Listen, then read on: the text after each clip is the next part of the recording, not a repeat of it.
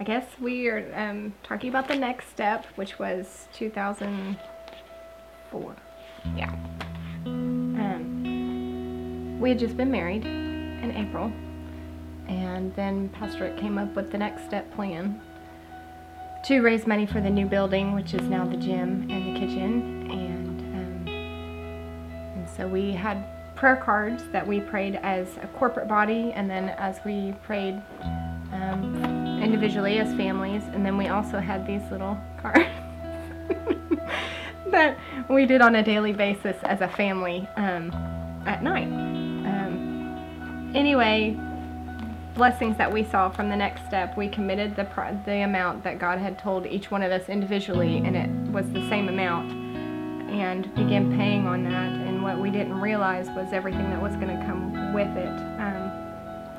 The jobs and better jobs and raises and checks in the mail was huge. We got tons of checks in the mail, and I remember hearing everybody else talking about checks in the mail and debts being paid off.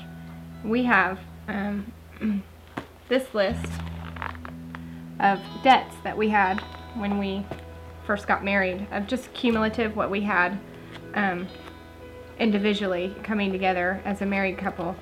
And within the next year and a half, those debts were completely gone. That list was gone.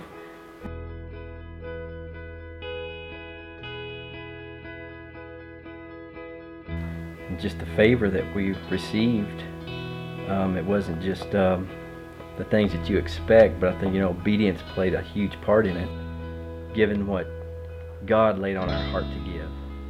Because again, I had a dollar amount that I thought was pretty solid, but it wasn't what God wanted us to give.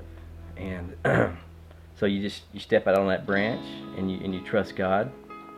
And a 3-year commitment then, that's what it was. That was a scary thing, especially just being married, but we committed to do that. And from that, again, we just saw the windows of heaven, and we've talked about that in church, the windows of heaven opening up and how that's showered upon you, and it's just unexpected things. Finances and giving to the church all begins with obedience to God. And I don't think it's necessarily, a huge dollar amount that He's looking for at all. It's obedience. Right. And once you do that, He's going to bless your life. And we've seen it. Still seeing it today.